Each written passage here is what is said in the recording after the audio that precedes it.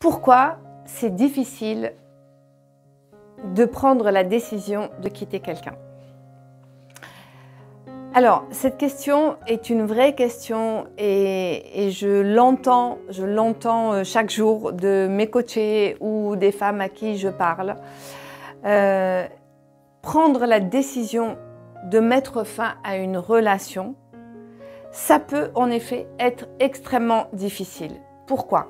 C'est difficile quand on ne sait pas, quand c'est une décision qui est prise par défaut.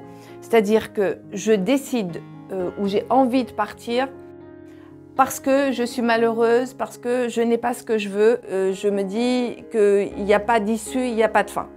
Il n'y a pas d'issue. Mais en même temps que je me dis ça, qu'est-ce qui se passe? Je me dis qu'il n'y a pas d'issue et en même temps, j'ai quand même l'espoir que ça s'arrange. Je me dis peut-être que si j'attends encore un petit peu, si je fais encore des efforts, peut-être que ça va s'arranger. Peut-être que j'ai pas tout fait comme il fallait. Peut-être que la relation ne fonctionne pas parce que j'ai pas fait ce qu'il faut et que c'est de ma faute. Voilà. Et donc, comme je suis quand même quelque part dans la culpabilité par rapport à ça, que je suis partagée, il y a une espèce de dualité chez moi qui me dit oui, va-t'en parce que t'es pas heureuse, mais en même temps, mais si je suis pas heureuse, c'est peut-être parce que c'est moi qui suis responsable que du fait que la relation ne fonctionne pas et que peut-être ça va changer.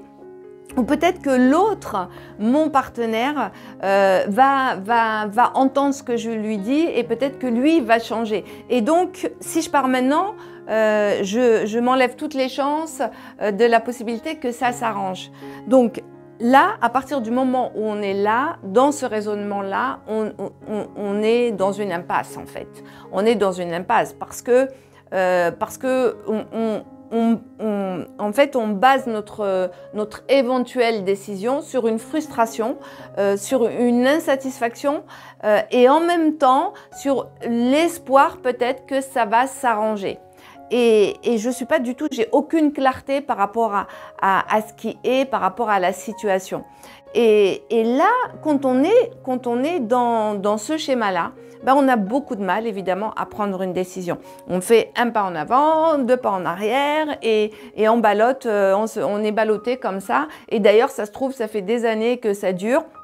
Ça fait peut-être des mois, des années, voire même, c'est peut-être que vous l'avez déjà quitté et que vous êtes revenu ou qu'il est revenu vous chercher et que vous êtes retourné.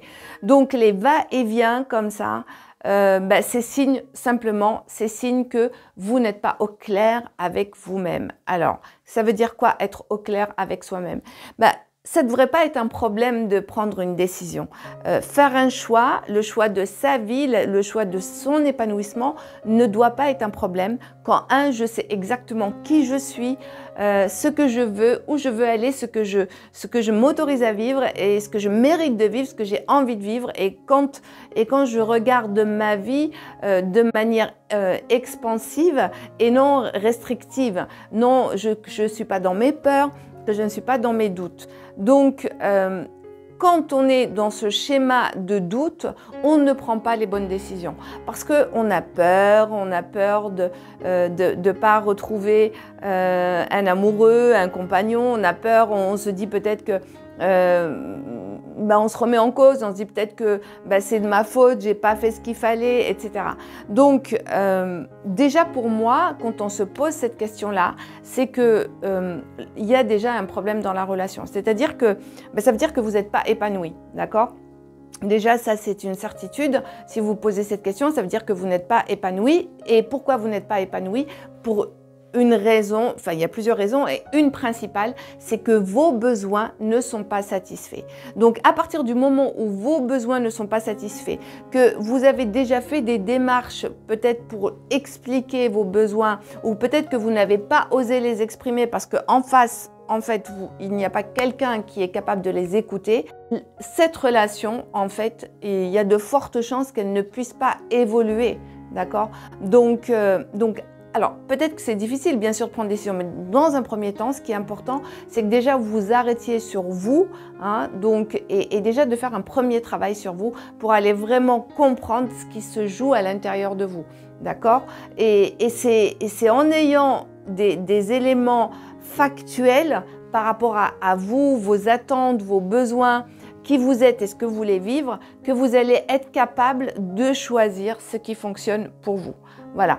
Donc pour conclure, tout simplement, ce que j'ai envie de vous dire, c'est avant d'aller plus loin, avant de vous continuer à vous poser ces questions, c'est peut-être laisser ces questions de côté. Peut-être que ce n'est pas le moment de prendre la décision parce que juste en ce moment, c'est le moment de travailler sur toi. Voilà, donc c'est ce que j'avais envie de partager aujourd'hui avec toi.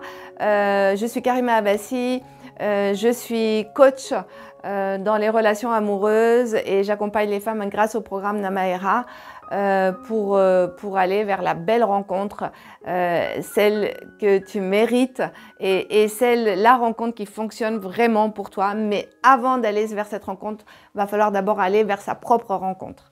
Je te dis à bientôt et puis surtout, n'hésite pas à liker, à partager et à me laisser un commentaire.